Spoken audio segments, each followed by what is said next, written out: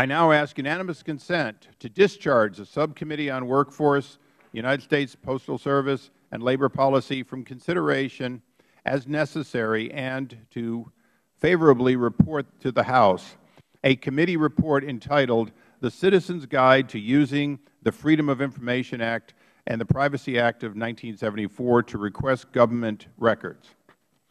H.R. 4053, the Improper Payments Elimination and Recovery Improvements Act of 2012 as amended. H.R. 5954, to designate the facility of the United States Postal Service located at 320 7th Street in Elwood City, Pennsylvania as the Sergeant Leslie H. Sabo, Jr. Post Office Building, and H.R. 5738, to designate a facility of the United States Postal Service located at 15285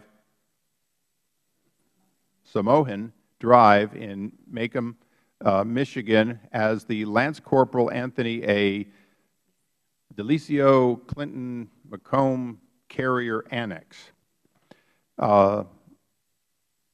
Does any member wish to speak on the bill?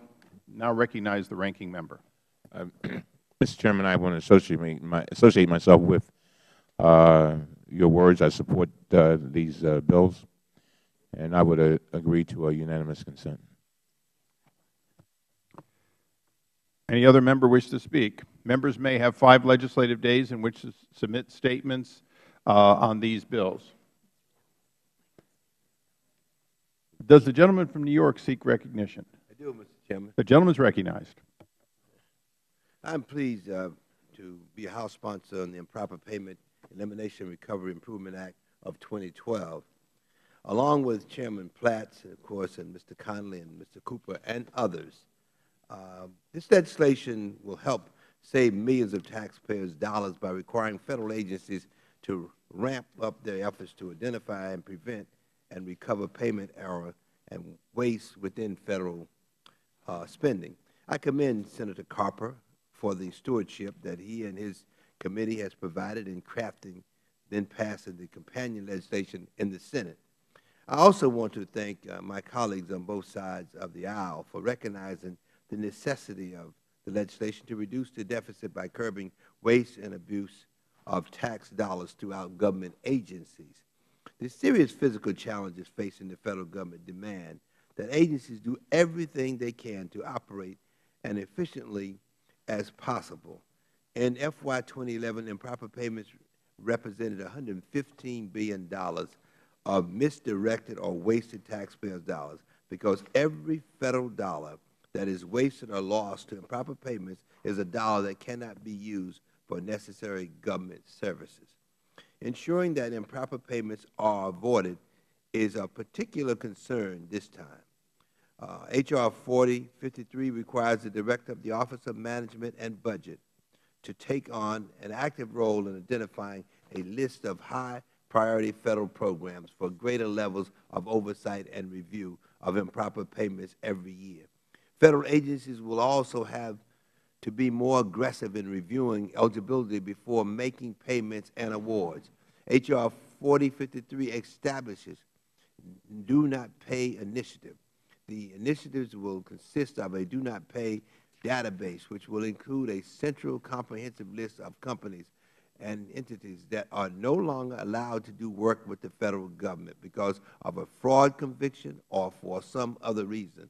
The Do Not Pay initiative should significantly improve agencies' efforts to screening recipients of Federal funds against the list of those ineligible to receive funds before we cut a check.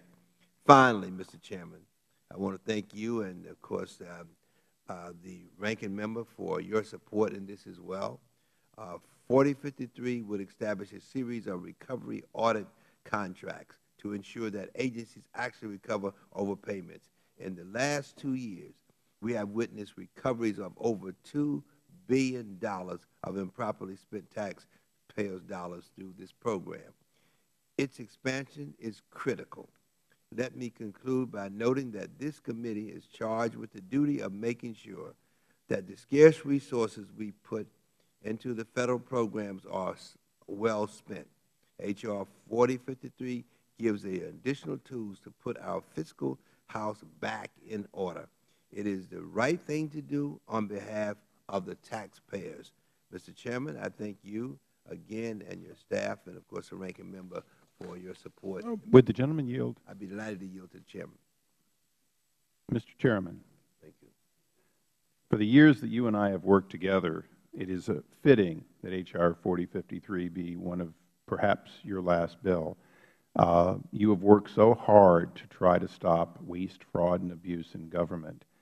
You've been a partner at times, you've been an adversary at times, and a good one at both. I will miss the opportunity to have you say the gentleman's time is long expired, and I will miss time and time again your leadership on so many of these issues. It is one of those things that people don't understand that goes on in Washington is you can vote the opposite way time and time again with somebody and yet realize that you've become closer to them than some of the people that you vote with every time. So although your career is soon to end, and this bill will possibly be the last time you're in the Rose Garden with the President at a signing ceremony, I look forward to working with you in any way you choose, even if it's just being invited to one of those Sunday sermons that you're known for doing back home as a minister. So I look forward to this bill becoming law. If there is a ceremony, I'll be standing smiling next to you and thanking you again for your leadership. And it is fitting that I'm looking at your picture as we close, looking down on me. I know you'll still be there looking down on me for a long time to come. Thank you very much, Mr.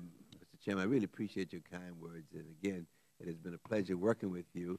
And you're right, this is probably the last bill. And of course, again, your support and understanding of these issues has been very, very, very important to me. And thanks again for your kind words and your support. Mr. Chairman, I'd like to associate myself with what you just said. Congressman Towns, we really do appreciate all that you have brought to this committee and to the Congress.